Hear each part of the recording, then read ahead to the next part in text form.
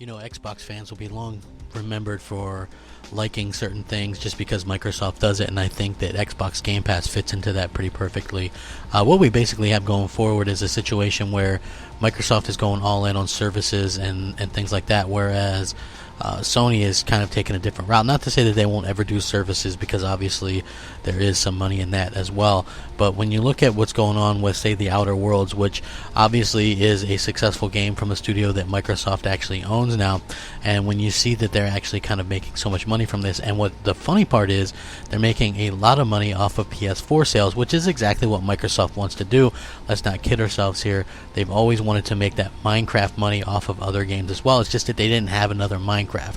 If they ever had another Minecraft, don't let them fool you. They would definitely 100% put those games everywhere to make as much money as possible. Now, according to various analysts and things like that, the split, meaning the sales, are incredibly in favor of the PS4 version. And you might go, oh, well, that makes sense because of Game Pass. Well, yeah, it makes sense, but it also, you have to realize how many people would have to actually pay the full price of Game Pass for how long? What, 6 months before they would actually pay off that that price that somebody bought. So the funny thing is that Microsoft gets, I believe they probably get 30% of the multi-platform sales of the game, and it's just very interesting to see how everybody thought this Game Pass stuff would really kind of help them and save the day, and it doesn't look like it's really starting to do that. In fact, it looks like it might be a little bit of the opposite, and so hopefully it's not something that people put a lot of stock in for next generation, but I do really hope that we see something from them sooner rather than later in regards to what they're going to be able to bring to the table for next generation, and it needs to be more than that.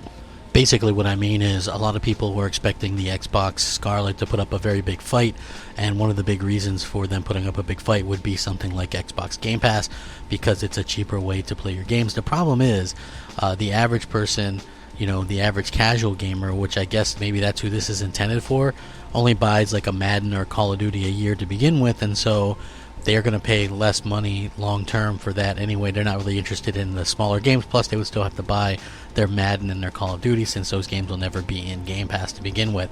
So I know a lot of people put high hopes on that, and I think it's a good value and stuff like that for people maybe to try games that they wouldn't before. But you have to wonder at the end of the day how that's going to work out for them when we see how Gears of War really failed to capture any kind of an audience through Game Pass, and they're forced to make games directly for Game Pass, and I feel like it hurts games, bigger games anyway, than smaller games. I think smaller games will do fine, but especially these bigger games, when you got to casualize them, and it really worries me about Halo as well.